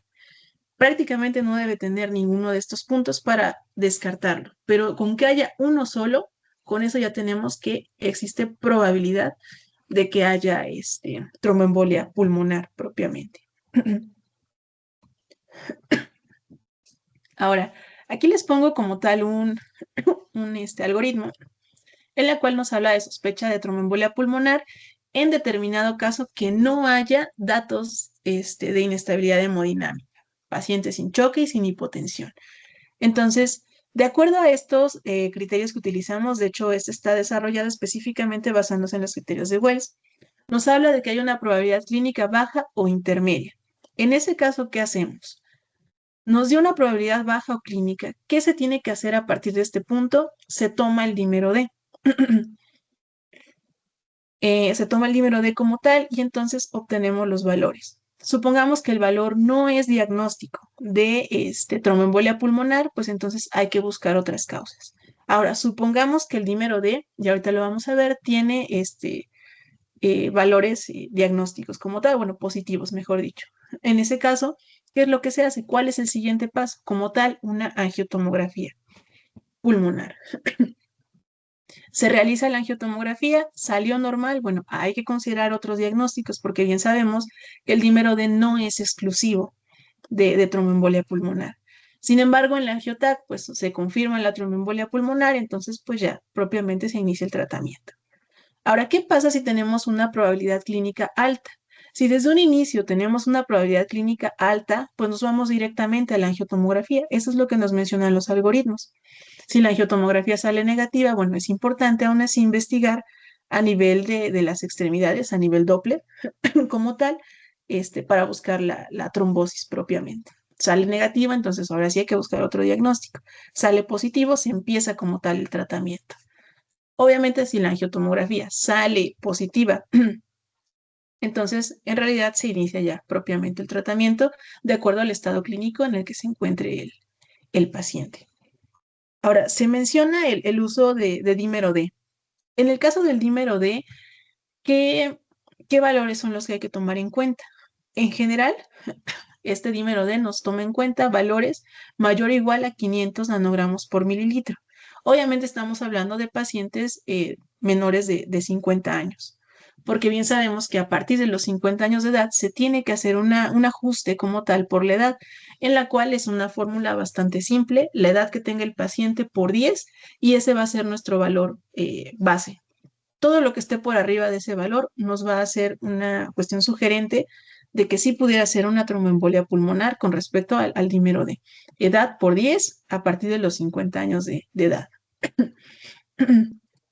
Y ahora llega el paciente, ya vimos el algoritmo anterior, se toma el dímero D, pero ¿qué otros laboratorios hay que solicitar a este tipo de pacientes? Extra al dímero D y a la tomografía y al Doppler, que ya vimos en qué puntos específicos se llegan a solicitar. ¿Qué otros estudios se necesitan? Obviamente es un paciente que, si ya es una cuestión de que tiene tromboembolia, necesitamos saber cómo se encuentra a nivel sanguíneo. Entonces necesitamos una citometría hemática, porque pudiera ser que a lo mejor vaya a requerir el uso de anticoagulantes, pudiera ser que vaya a requerir incluso la cuestión de trombolisis, y entonces necesito ver si no está con anemia, cómo está ese hematocrito, cómo están esas plaquetas. Entonces, la citometría hemática es necesaria. ¿Qué otra cuestión vamos a tener aquí?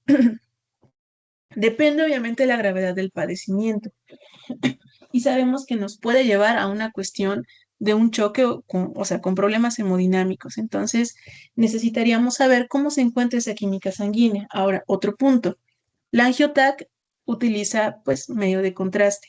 Sabemos actualmente que los estudios que utilizan medio de contraste no están contraindicados en pacientes con ciertos grados de lesión renal aguda. Y obviamente, pues mucho menos en pacientes con lesión renal crónica, con insuficiencia renal crónica.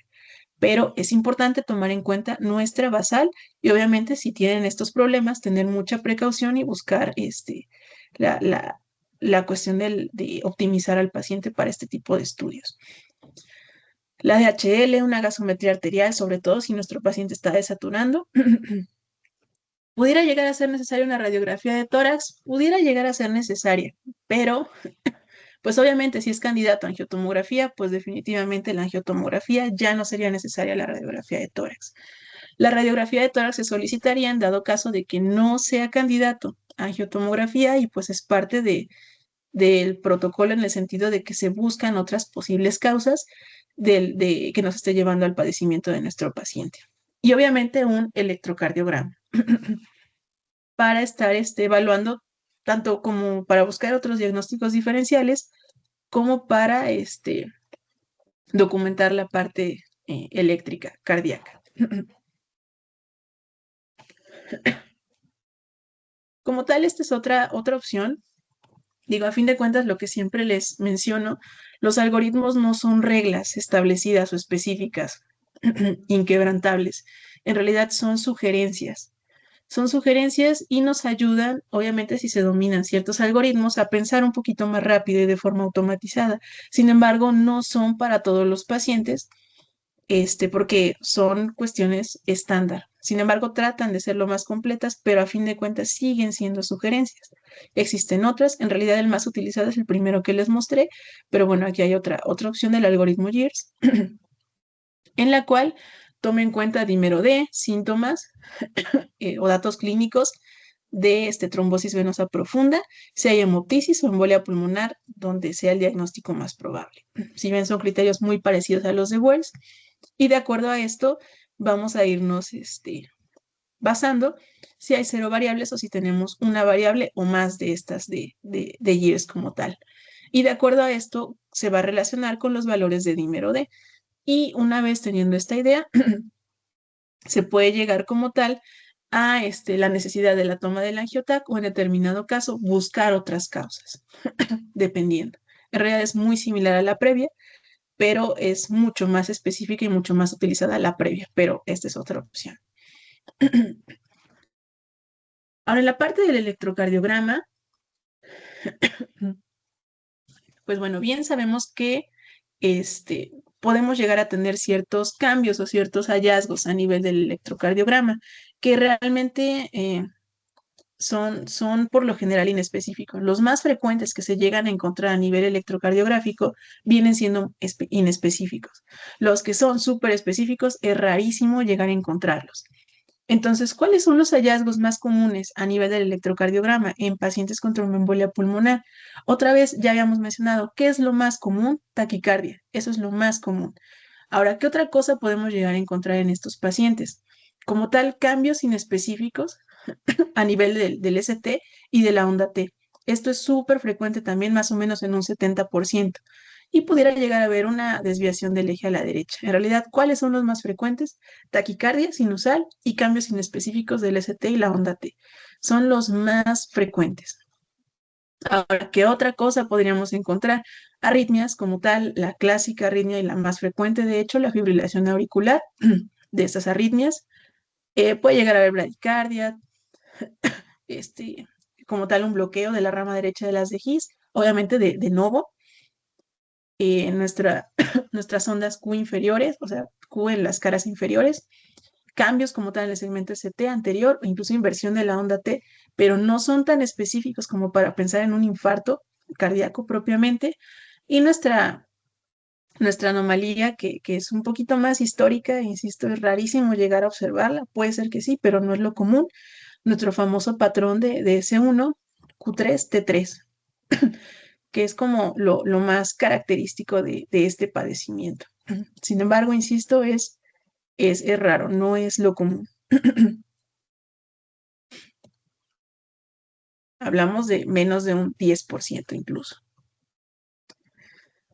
Mencionábamos que suponiendo no es candidato a la angiotomografía o no tenemos angiotomografía, bueno, tenemos que hacer el envío de más y el envío se hace hasta la mañana. ¿O qué otras opciones tendríamos? De entrada sí nos va a ayudar propiamente la radiografía de tórax, sobre todo para descartar otras posibles causas. ¿Y qué hallazgos podríamos encontrar a nivel de nuestra radiografía con respecto a nuestro paciente con tromboembolia pulmonar? No es el estudio ideal, pero como siempre, algo nos puede llegar a aportar. De entrada y en la primera imagen tenemos la joroba de Hampton, que en realidad pues viene siendo esta opacidad en forma de cuña, o como una jorobita tal cual, que va a tener base de contacto pleural y por lo general no va a estar acompañado de un broncograma aéreo. Entonces, esto corresponde a un infarto pulmonar. Esta joroba de Hampton es súper característica de tromboembolia pulmonar. Sin embargo, al igual que el patrón electrocardiográfico, no es lo común. Ahora, ¿qué otra cosa pudiéramos llegar a observar? Como tal, datos de algún derrame pleural, sobre todo en el hemitórax izquierdo, podemos llegar a encontrar atelectasias laminares, sobre todo, igual del lado izquierdo. Y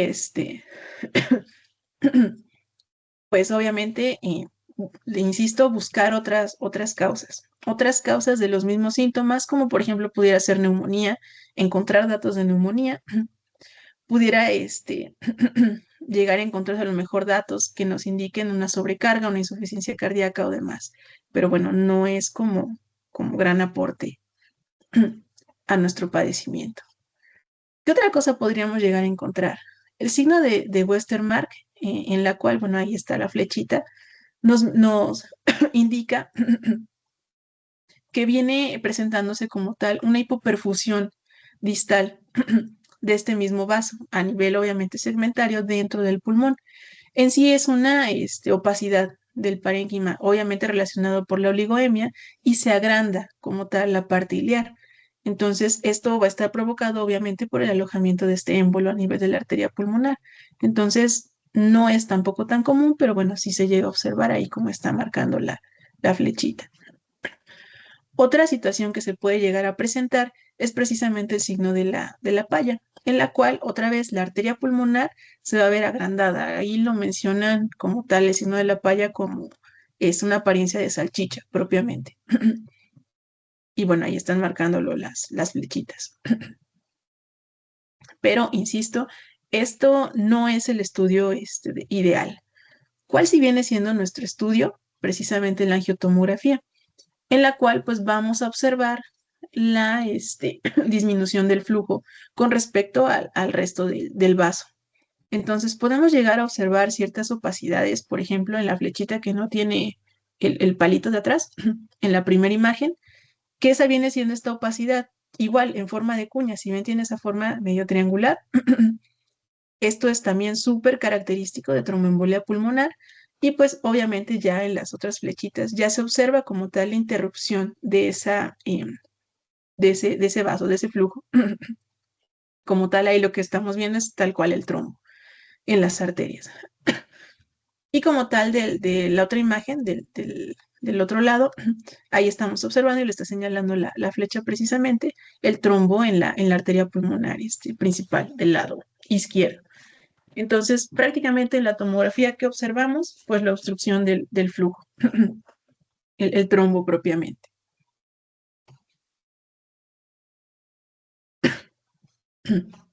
Ahora, ya tenemos el diagnóstico, ya vimos que sí fue una tromboembolia pulmonar. Ahora, ¿qué tenemos que hacer? Tenemos que hacer o tomar en cuenta la clasificación del riesgo, que ya lo habíamos mencionado previamente. ¿Esto de qué nos va a servir? Es básico para la determinación de esta estrategia terapéutica. ¿En qué se va a estar basando? En la parte clínica, en la parte hemodinámica, toma en cuenta biomarcadores y obviamente hallazgos de los estudios de imagen. ¿Y cómo nos lo va a estar clasificando? De riesgo bajo, de riesgo intermedio, que nos hace referencia a una tromboembolia pulmonar submasiva, o a una cuestión de riesgo alto, que hace referencia a una tromboembolia pulmonar masiva. Entonces, ¿qué es lo que nos menciona? De acuerdo al riesgo que ya mencionábamos, bajo, intermedio, intermedio, alto o alto, en el caso del bajo vamos a tener que el paciente va a encontrarse estable. No hay datos como tal de inestabilidad. El paciente está completamente estable, hemodinámicamente hablando. Para este punto sí tenemos como tal nuestro diagnóstico. No están tan mal los biomarcadores, entonces, o incluso pueden llegar a estar normales. ¿Qué habría que hacer acá? Pues puede ser una anticoagulación ambulatoria. El paciente puede estar con anticoagulantes orales en casa, obviamente con datos de alarma y con consultas de vigilancia, sin mayor problema. Ahora, en un riesgo intermedio alto, ya vamos a tener inestabilidad. Obviamente esa inestabilidad va a estar dada precisamente por la disfunción cardíaca. Entonces, vamos a tener una inestabilidad. ¿De qué depende que sea intermedio o intermedio alto? De qué tan grave sea esa disfuncionalidad o esa inestabilidad propiamente. Entonces, teóricamente, estos pacientes en zona intermedia se van a hospitalizar. Si es una cuestión de un riesgo intermedio, donde sí puede haber cierta inestabilidad, pero bueno, no es grave, se tienen que hospitalizar y se empieza con anticoagulación. Anticoagulación a nivel, con dosis terapéuticas propiamente. Pero, ¿qué pasa en determinado caso de que sea un riesgo intermedio alto? Que tenemos una disfunción importante, que los biomarcadores están elevados. En realidad, estos vienen siendo los pacientes más difíciles de tratar, porque, bueno, ahorita vamos a ver la zona, por eso está la zona gris, tal cual. Y en el caso del riesgo alto, bueno, el paciente está chocado, está mega inestable, el paciente está hipotenso. ¿Qué hay que hacer en estos casos? Como tal, la trombolisis. Entonces, a eso me refiero. Es súper obvio, si el paciente está estable, pues se puede ir a casa. Si el paciente tiene cierta inestabilidad, pero no está inestable, o sea, hay disfunción, pero no hay una inestabilidad como tal grave o importante, pues hospitaliza y solamente vamos con anticoagulación. Si el paciente está súper chocado, pues hay que trombolizar. Pero ¿qué pasa con los pacientes de riesgo intermedio alto? Prácticamente es a criterio médico. ¿Y en qué nos basamos? Estos son los pacientes más graves porque estamos entre anticoagulación y entre trombolisis. O sea, tampoco está tan grave para aventarse todas las complicaciones que nos implica la trombolisis. Entonces, en realidad esta zona gris es de las más difíciles de llegar a tratar. Tenemos como tal nuestra guía ESC, en la cual nos sirve para evaluar los los riesgos. Prácticamente es la misma situación. Nos toma en cuenta inestabilidad hemodinámica, nos toma en cuenta parámetros clínicos de gravedad de la tromboembolia pulmonar y o las comorbilidades, propiamente basándonos en PESI o demás. Y tenemos la disfunción del ventrículo derecho, que ya vimos por qué llega a ocurrir, y una alta concentración de troponinas cardíacas. Entonces, de acuerdo a esto, nos va a dividir en riesgo bajo, intermedio o alto, que sabemos que el intermedio se va a subdividir en intermedio bajo e intermedio alto, propiamente. Entonces, prácticamente estaríamos dependiendo de qué tan grave está hemodinámicamente el paciente y además de todo, qué tanta disfunción cardíaca llega a presentar el paciente. Entonces, yendo con los de riesgo bajo, tratamiento ambulatorio, ¿en quiénes sí, en quiénes no? En sí, el tratamiento ambulatorio, obviamente el paciente con estabilidad hemodinámica, con riesgo bajo de sangrado, porque además esa es otra. Puede ser que el paciente esté estable hemodinámicamente hablando, pero es un paciente con alto riesgo de sangrado. Digo, pongamos un ejemplo de un paciente que está con un cáncer de estómago, que ha estado con sangrado de tubo digestivo y que está estable hemodinámicamente hablando y sobre todo con respecto a su tromboembolia pulmonar. Ya no está sangrando, pero sangró hace 3 días, pero ahorita ya no está sangrando.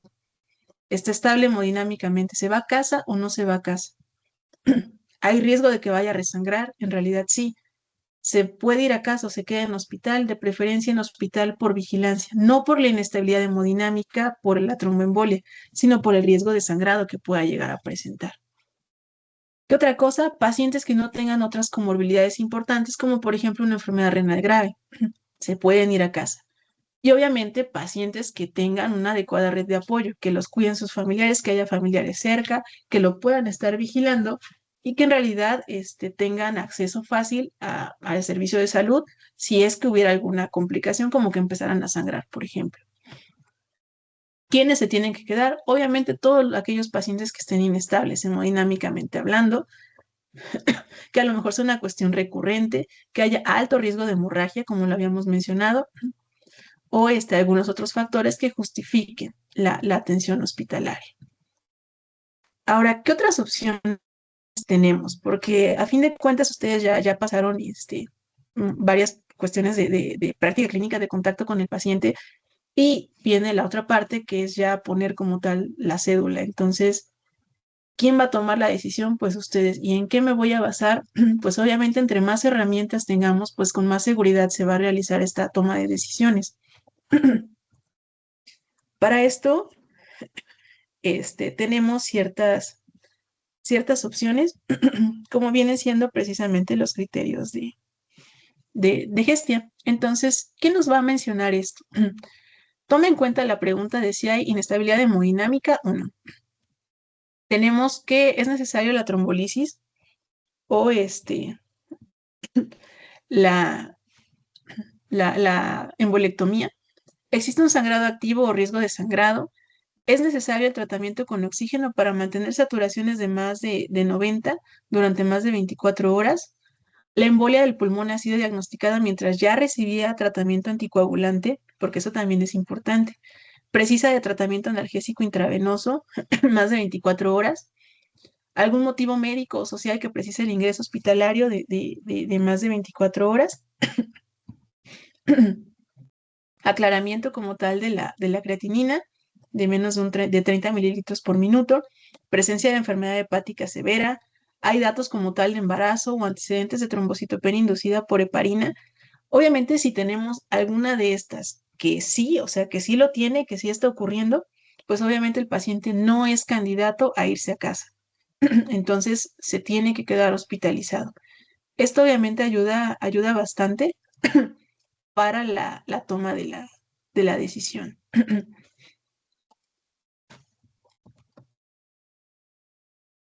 Eso tomando en cuenta que los pacientes estén en la parte de tratamiento ambulatorio.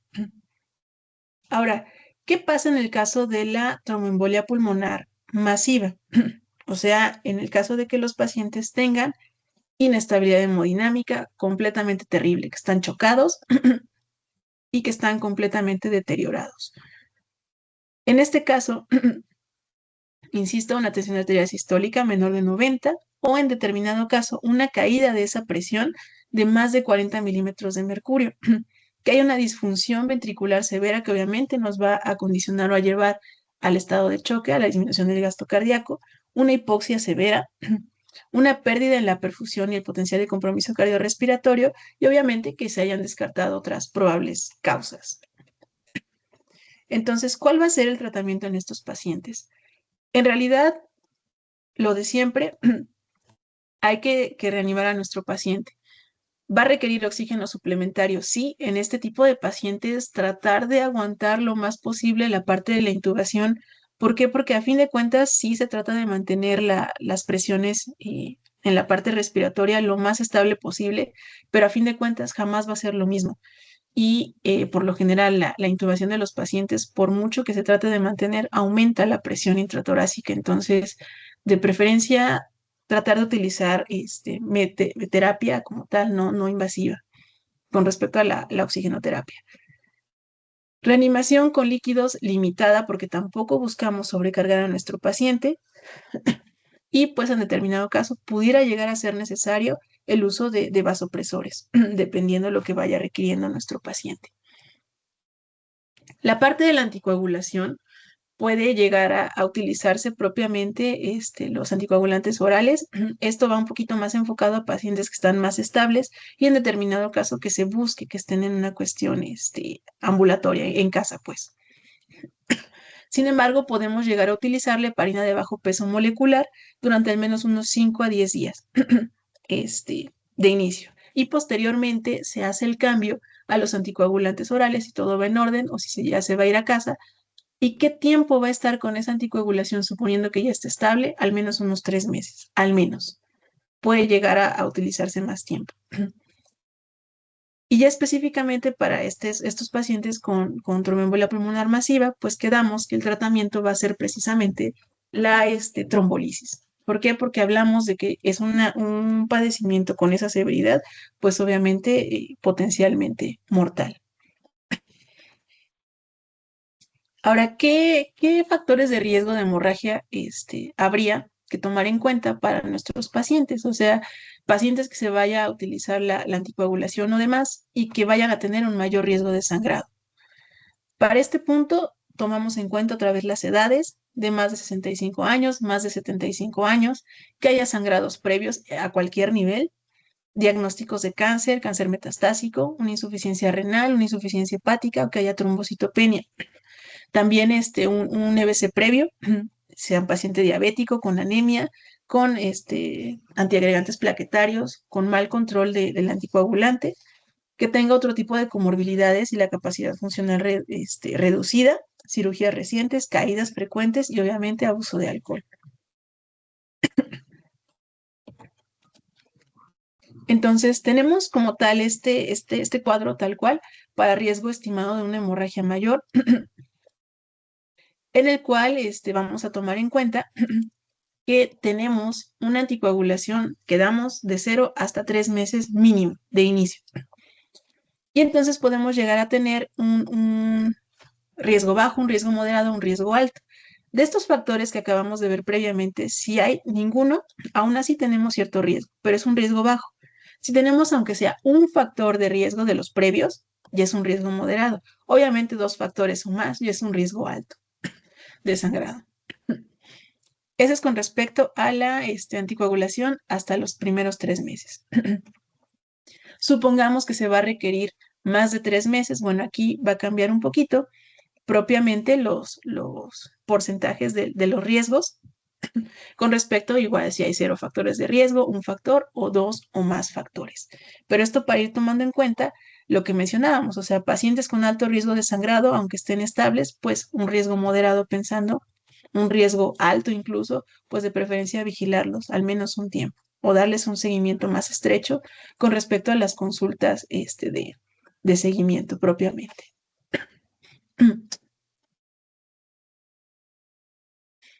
Ahora, mencionábamos la parte de la trombolisis. Esta parte de la trombolisis se va a ver que hay un mayor beneficio en las 48 horas. Y se puede llegar a ver un beneficio hasta los 14 días. Pero en sí, ¿cuándo va a ser un mayor beneficio? O sea, ¿cuándo va a tener un mejor resultado? Dentro de las primeras 48 horas que se llegue a realizar este procedimiento. Ahora, ¿qué vamos a utilizar para la anticoagulación en los pacientes hospitalizados? Pudiera llegar a utilizarse la enoxaparina a una dosis terapéutica. Dosis terapéutica es tal cual 1 miligramo por kilogramo de peso del paciente cada 12 horas. O igual está la otra opción que pudiera ser 1.5 miligramos cada 24 horas. Ya depende, no hay gran diferencia entre un tratamiento y otro según los estudios, pero son las opciones.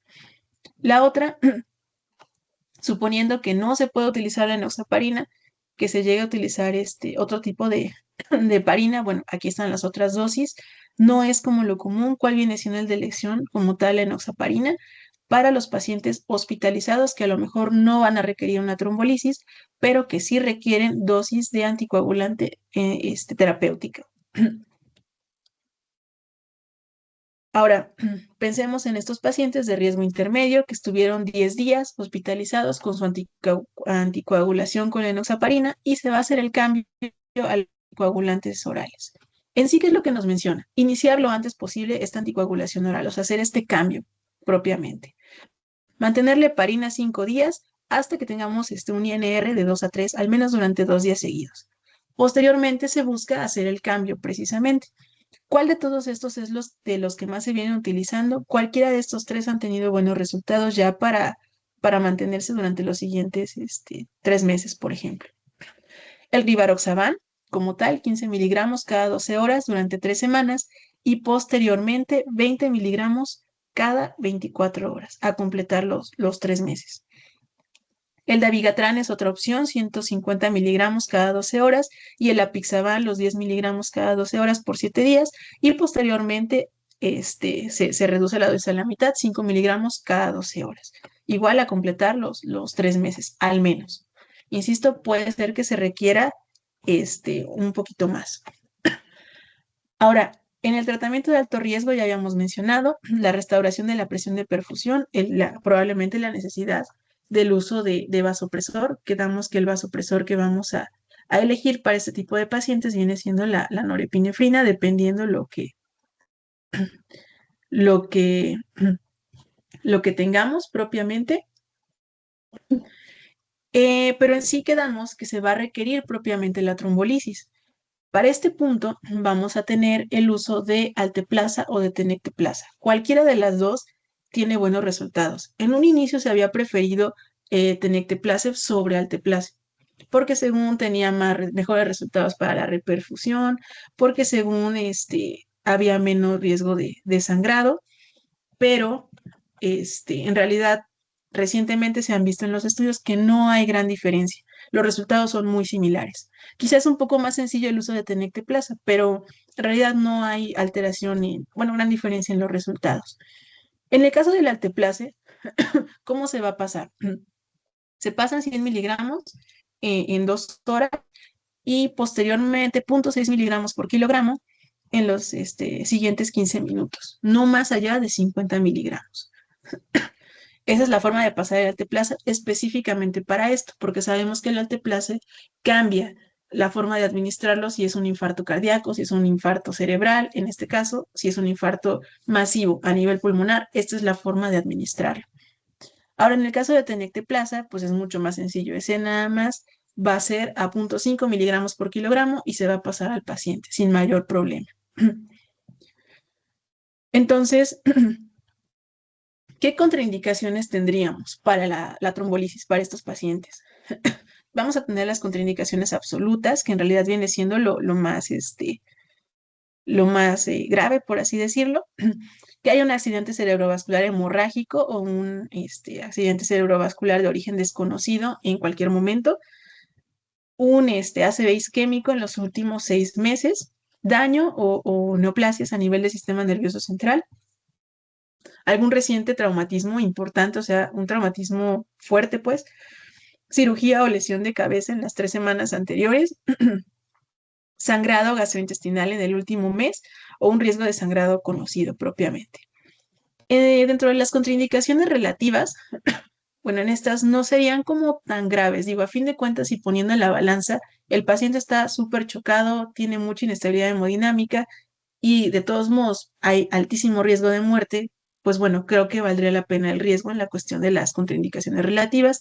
Sin embargo, considerarlo y obviamente tomar en cuenta un apego más, bueno, más estrecho al paciente por el riesgo que puede llegar a tener en cuestión de las relativas. Ataque isquémico transitorio en los 6 meses anteriores, terapia con anticoagulantes orales, gestación o en la primera semana posparto, sitio de punción no compresible, pensemos a lo mejor subclavio, por ejemplo, reanimación traumática, hipertensión refractaria, enfermedad hepática avanzada, endocarditis infecciosa o una úlcera péptica activa. Obviamente son contraindicaciones relativas, siempre y como todo en la medicina es riesgo-beneficio, entonces es importante tomar en cuenta.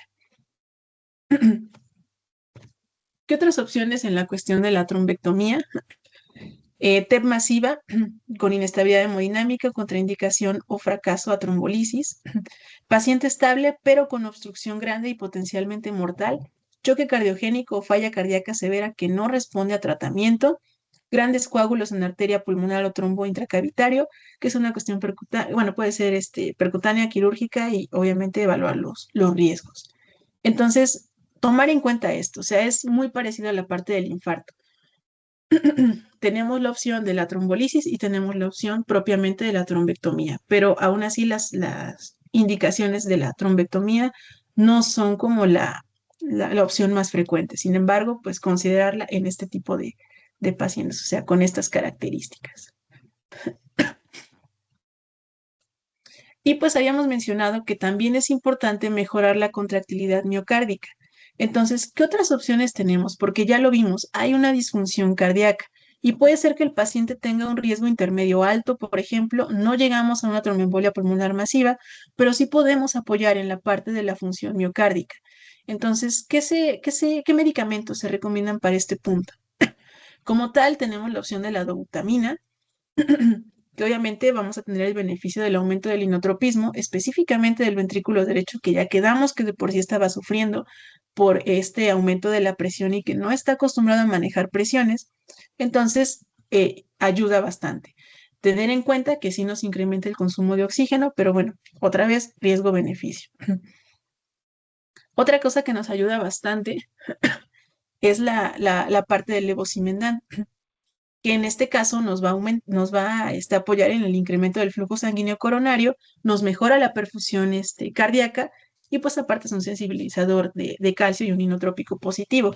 La desventaja de este es que, pues bueno, sabemos que nos puede llevar a una hipotensión mucho más grande. Entonces, ahí está un poquito el problema. Es un buen medicamento, el problema es la hipotensión. Y lo que mencionábamos, la embolectomía quirúrgica para estos pacientes que no tuvieron una buena respuesta. La cuestión de la embolectomía quirúrgica, la embolia pulmonar de alto riesgo en pacientes seleccionados, obviamente, y sobre todo, ya sea que la trombolisis esté contraindicada o no funcionó. Y aún así sigue teniendo la necesidad de esta reperfusión, obviamente, esta es una opción de la quirúrgica. En el caso de la percutánea, bueno, obviamente la tromboembolia pulmonar con alto riesgo hemorrágico, obviamente la trombolisis no funcionó y pero obviamente, digo, obviamente el estado de choque pues persiste y es grave, es importante. Entonces tenemos esta opción de la embolectomía percutánea.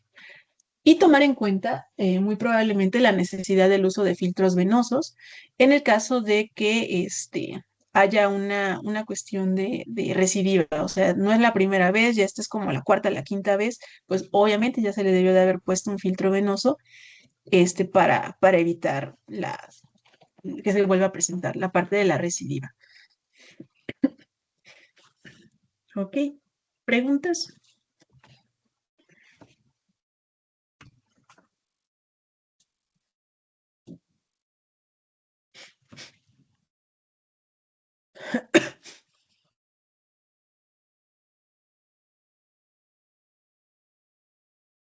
Parece que no hay, doctora.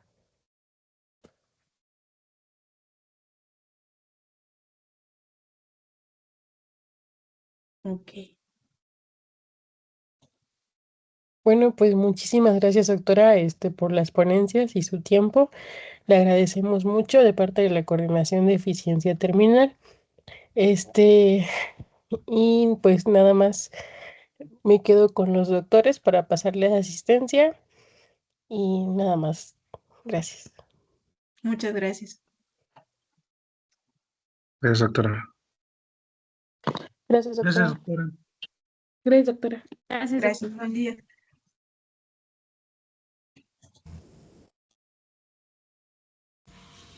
Aguilar Torres Juan. Presente, doctora. Buenas noches. Buenas noches, gracias. Ahora Ana Brenda.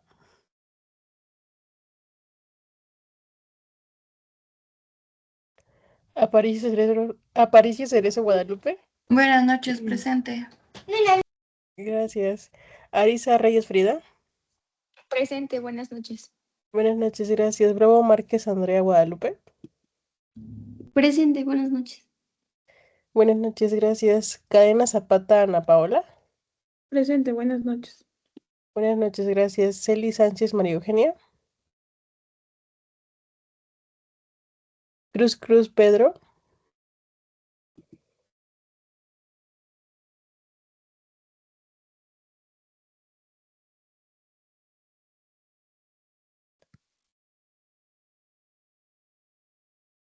Cruz Rosete Abigail.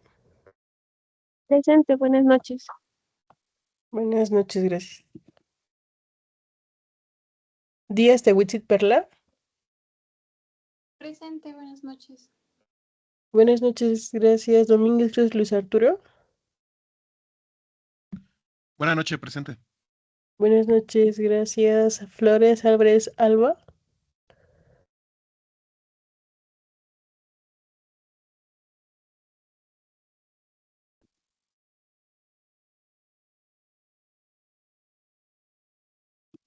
Flores Álvarez Alba.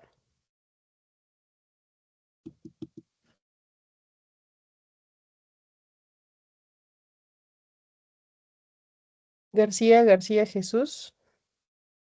Buenas noches, presente. Buenas noches, gracias. García Sánchez Marcos. Presente, doctora. Buenas noches. Buenas noches, gracias. García Villaseñor José Antonio. Parece que no funciona su micrófono, doctor. Ok, gracias. González Amaro Rubén. Presente. Gracias. No, perdón. González Garza Edgar. Hola, buenas noches, presente. Buenas noches, gracias. González Ulises. Buenas noches, doctora, presente. Buenas noches, gracias. Gutiérrez Luna Diana. Buenas noches, presente. Buenas noches, gracias. Hernández Mario. Presente, doctora. Buenas noches. Buenas noches, gracias. Herrera Ramiro Alejandra. Presente, buenas noches. Buenas noches, gracias. Juárez Ramírez Jorge Iván. Presente, doctora. Buenas noches. Buenas noches, gracias. Maldonado Nájera Nelly. Buenas noches, presente. Buenas noches, gracias. Mata Ramos Estefanía. Presente, buenas noches. Buenas noches, gracias. Mesa Pacheco Jesús Alejandro. Presente, doctora. Buenas noches. Buenas noches, gracias. Morales Gutiérrez Emanuel. Presente, buenas noches. Buenas noches, gracias. Muñoz Flores Brenda. Presente, doctora. Buenas noches. Buenas noches, gracias. Olivares García Manuel. Hola, buenas noches, presente. Buenas noches, gracias. Pacheco Huerta Armando.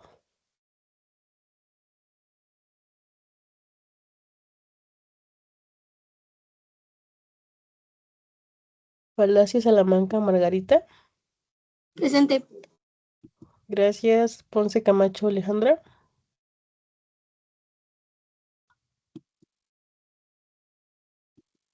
Ramírez Alejandra. Ramírez Vidal Osiris. Presente, buenas noches. Buenas noches, gracias. Ruiz Fraga Daniela.